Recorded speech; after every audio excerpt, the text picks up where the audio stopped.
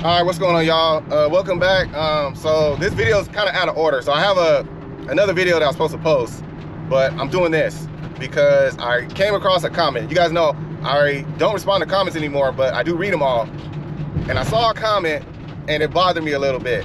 So I felt very inspired to do this video. And so the person that wrote this comment, this video is for them. I'm talking directly to them, but I'm hoping it'll be helpful and edifying to everyone. So anyways, that's what this video is. I was gonna show you what I'm doing today, but I have a lot to say, so I'm on my way to an expedite order right now, which I do every day. I might show you a little bit of that, but that's it. I wanna get into what I'm gonna talk about. So I'm gonna work my day, and then when I'm done working today, I'm gonna address this comment. It's very important. This is something that some of you may be going through now, or you may go through it. So even I did. I went through this. I hit a wall, and I documented that on my channel. That's why I love my channel, because it's real.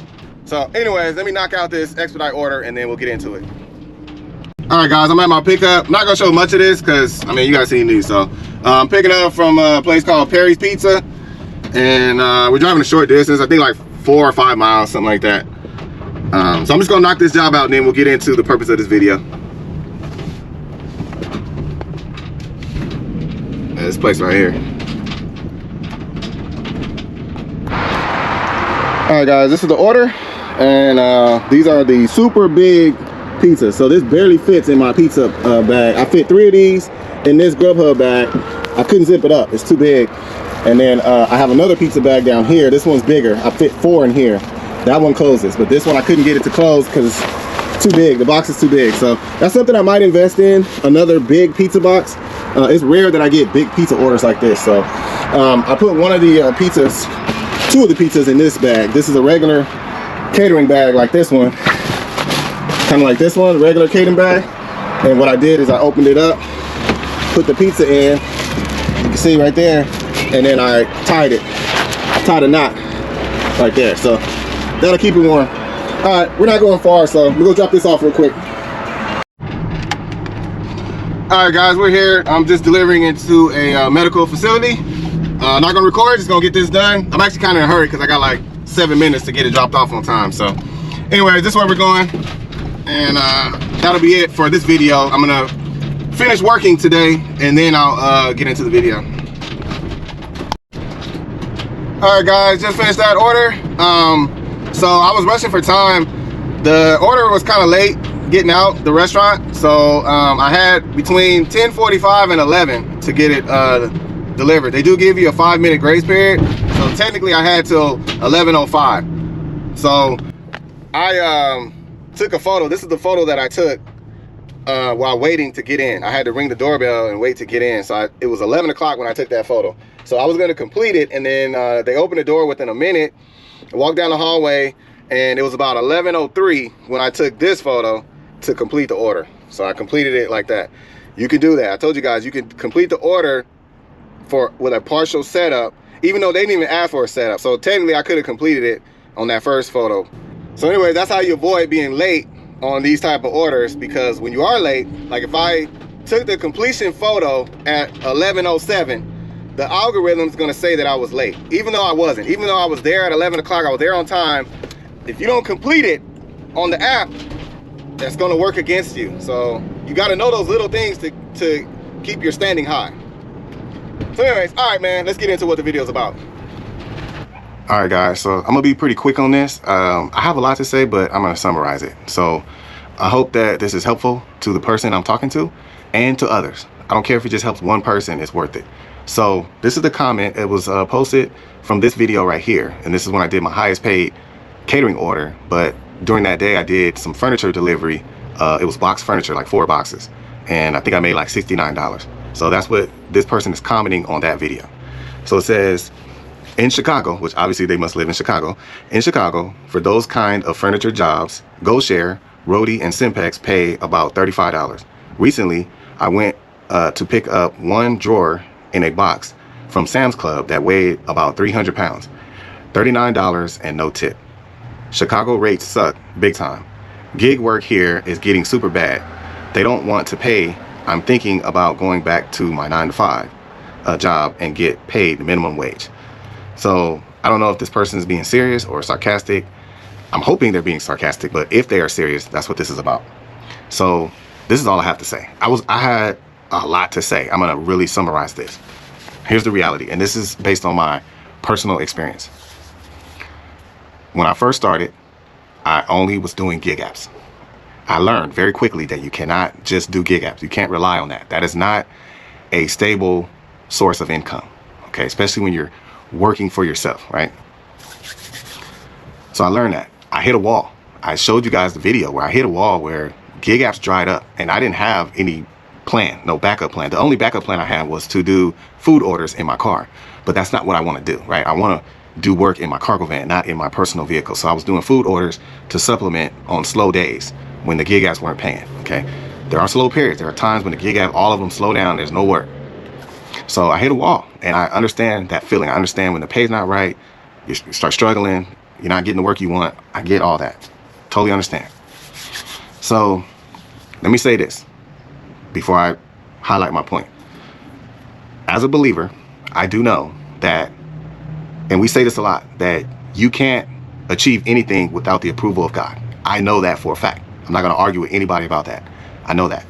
So it doesn't matter if you believe in him or not. I know that. I realize that. We have a tendency to think that we can do whatever we want. I can achieve anything if I put my mind to it.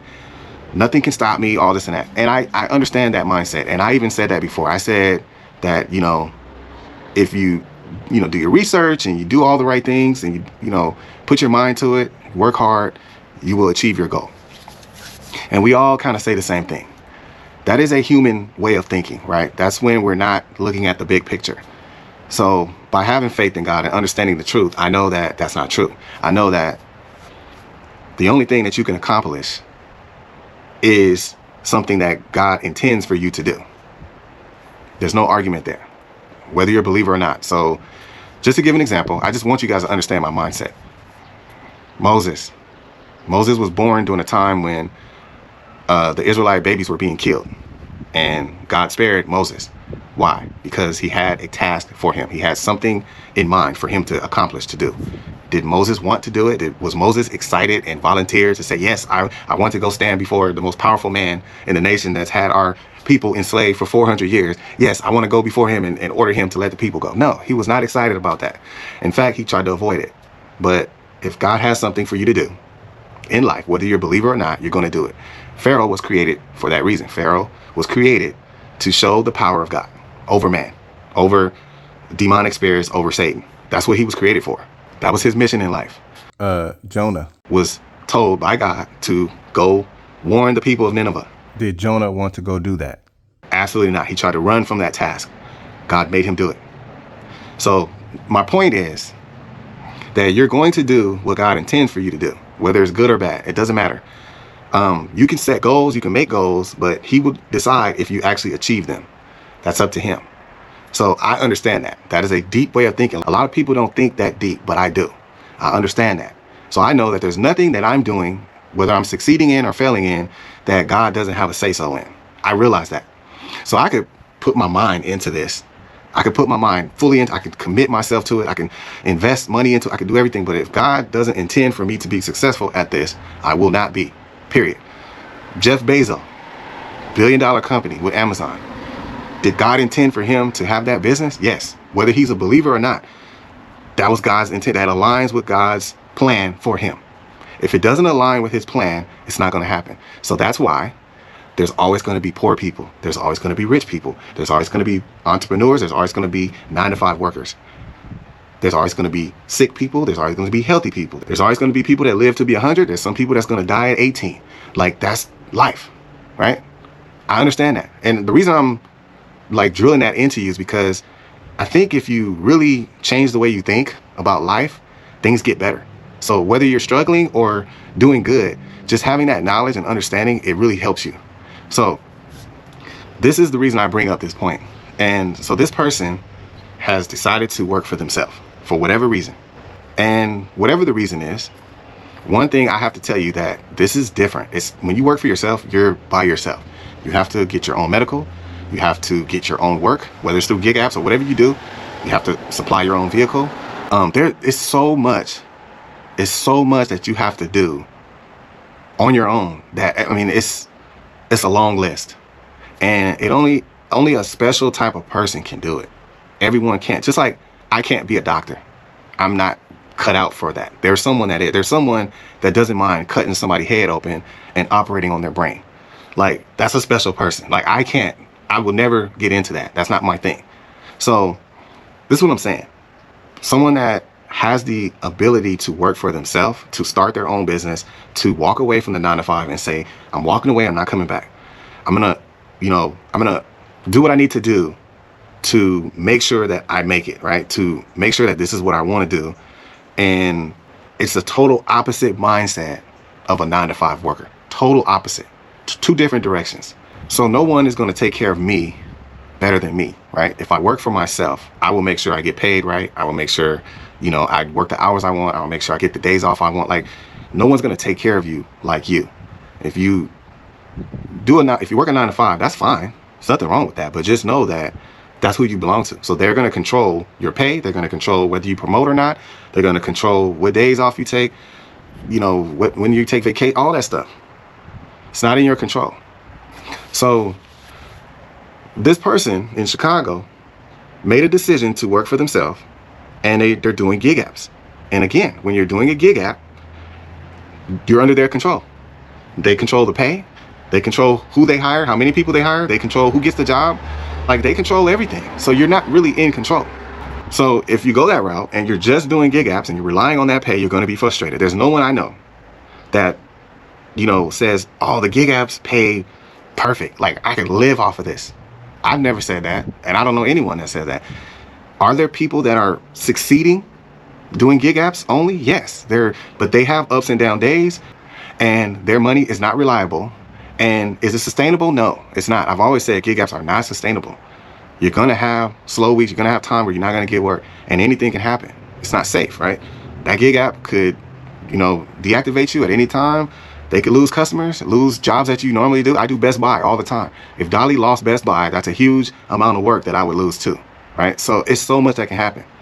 So here's my point. What I learned through my experience is that, okay, I want to do these deliveries. I like the deliveries I'm doing with the gig apps. Is there a way that I can cut out the middleman and do these jobs for myself? Yes, there is. And all it takes is work. A lot of you guys are afraid of work. I love this channel. I recommended this channel. They talk about work. Listen to this short real quick.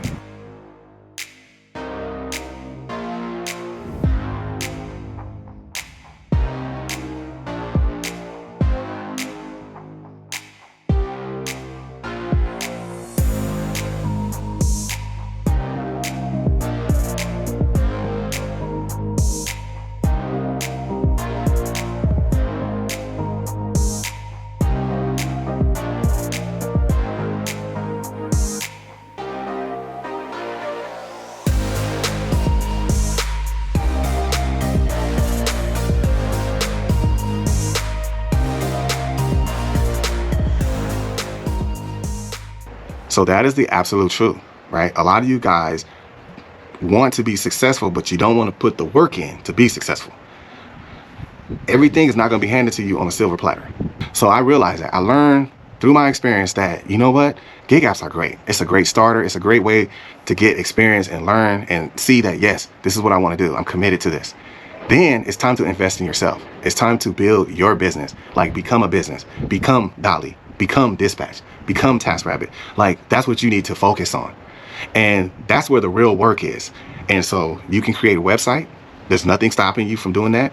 You can market yourself. You can create flyers and business cards, right? You can get on Facebook Marketplace, promote yourself. You can get on Craigslist, promote yourself. Nextdoor. There's so many platforms that you can promote yourself. Start using those gig apps to build your clients. This is a list of clients I have now, and 50% or more of my clients come back to me every time.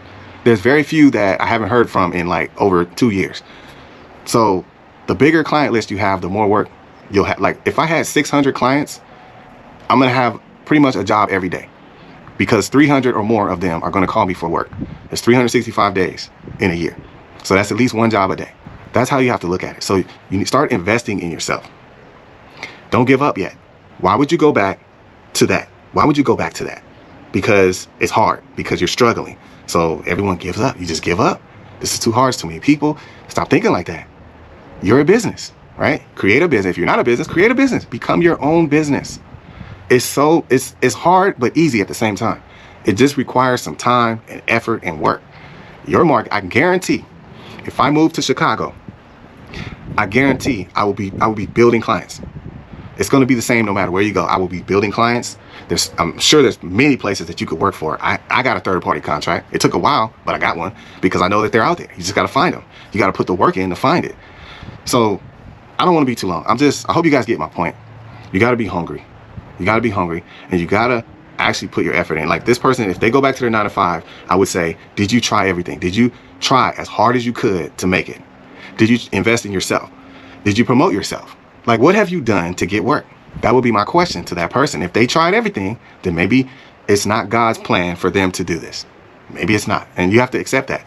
There's some things that you're just not going to be able to do or accomplish because it's not in God's will. You just have to accept that. To end this, I know that I'm meant to do this because this was not my field. I've never been in the delivery field ever until I moved to Texas 5 years ago. Never did this type of work before. I know that this is for me. I know that God led me to Texas. I know that God opened the door for me to start this business. And I know it because I love this. Like, I absolutely love doing this type of work. I love doing deliveries. I love helping people. I have the mental capacity, the ability to do this, like to take care of myself. I'm organized. I know how to promote myself. I'm not afraid of the work or the challenges. That's the confirmation that you know that this is for you. When you're stressed out and you can't figure out what to do and you got to constantly ask other people, what should I do? This may not be for you. It's simple as that. It's a certain mindset that the people I know personally that are doing the same work I do, the mindset is the same. Totally the same. We understand what it takes to make it out here. Some people don't. Some people don't get it. You definitely, and I'm gonna end with this, I promise. You have to cancel the 9 to 5 mindset. It has to go. Like, you have to turn your back on it and walk away. Planning. It took me an entire year to plan this out. I didn't just jump into a van. I planned this out. I did my research and I planned everything out a whole year. So you gotta have patience. So I'm gonna end with that. I hope you guys get my point, but like I can go on and on, but I'm not. So this is for you. I hope you don't quit. I hope you don't give up, at least without trying, right? Try. Make sure you put effort into making it for yourself. You got to understand what it means to work for yourself. A lot of people don't understand that. You're on your own. Come up with a business plan. Put effort into it. Put effort into putting something in here. I need something to haul, to deliver daily. Figure that out. Without gig apps, figure that out. I mean, that's the name of the game. So gig apps are helpful, but not reliable. So I'm investing in myself. I'm building my business and it's growing. You're going to see a lot of growth this year. So that's what it's about. That's what it's about. Building yourself, building your business, getting your own clients, doing your own work without the middleman. That's where the profits are. All right, that's it. That's all I got to say. Y'all have a good one, and I'll catch y'all on the next one.